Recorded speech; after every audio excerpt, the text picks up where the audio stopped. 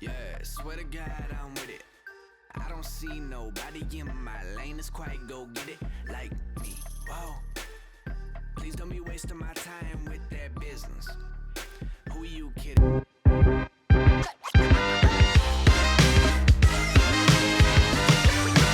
What's going on, ladies and gentlemen, boys and girls? Welcome back to the Team Gullit YouTube channel. My name is Renzo, and today we've got a timed finishing tutorial for you guys. And this one, we're just gonna explain why should you use timed finishing and when shouldn't you use timed finishing.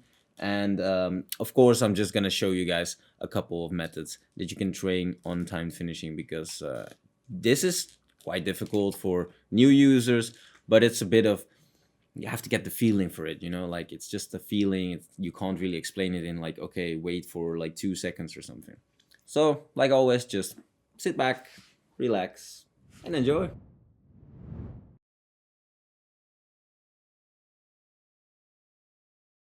All right, so time finishing, why is it so effective? Green timed shots are actually more powerful and usually more accurate. What does this mean? That even the best of players, or like not the best of finishers, I should say, if you time the shot right before he leaves the player his foot, as you can see in this example, this is like the exact moment that he's about to hit the ball.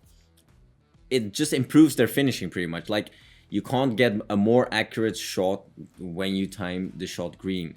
So in this case, even a Gelson Martins, like you can see, he's about to hit the shot, and we press the button again, gives us a green timing. And even Gelson Martins with like 60 finishing, I think, places this in the top corner. And that's the thing, like, it just adds this almost perfect shot into the shot itself by timing it green. And the trick to this is that you will always have to have the timing right before the ball leaves the player his foot. So you charge your power, and then you're starting to see the animation, and then that's when you press the circle button again in order to time the shot green before the ball actually leaves his foot. But like you could see in the examples in the background, I was just showing you that you don't always need to time your shots. But if you want to practice it, play these skill games. I was in the background which one it was, but this one is probably the best for practicing your timing in the box. In the box, I think it's not the most necessary, but why not, right? Like, you're starting to get a feeling for it. This one is for a bit farther out for the long shots, but if you practice this for, let's say, maybe 5 to 10 minutes a day, if you're a really committed FIFA player, it wouldn't mind. Trust me. 5 to 10 minutes a day, and you're gonna start to notice every animation, and you're gonna have a rhythm for it.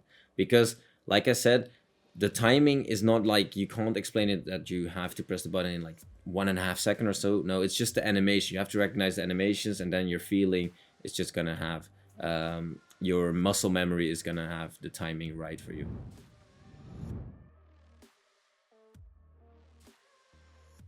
But then again, like I said before, you don't always need to time it. Like, unless you've become so comfortable that you feel like you could time everything. In this case, we timed the shot too late, and it becomes white. And this is no issue. As long as you can kind of get yourself into a position where, if you're timing almost every shot, as long as you don't time it yellow or red.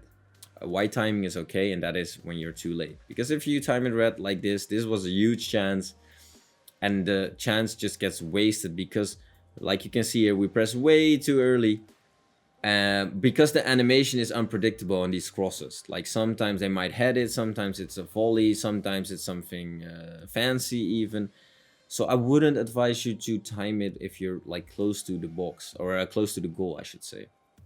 Like these examples, these are just regular shots. There's no need to time them, because if you mess up with a red or a yellow timing, it's just gonna have a huge chance wasted. And all these examples right here that you can see in the background, well, the previous one and this one coming up, we're timing the shot white, so we're timing it too late, and it still goes in. And a white timing is pretty much no timing, and you can see the shot is still pretty accurate. So yeah, also this one, first time finish, timed it white, so there was no need really to time it. And this counts for like any shot. Like you can see in this case as well, Memphis, boom, no timing, just a regular finesse. So unless you're really comfortable, like I said, you wouldn't want to time your shots. But when would you? In this case, you can just see that you have a lot of space, and this animation, like he's really swinging his leg to it, so the timing becomes easier. The timing is going to be very hard on these short animations, like this a flick up or like a flick to the ball to just get it in. So don't try this with these short or like these snapshots, I should call them. But like you can see here, we had a lot of space, and that's when we tried to time the shot green. As you can see here, it's a long animation, a long swing of the leg, and that's usually when it's the easiest to time.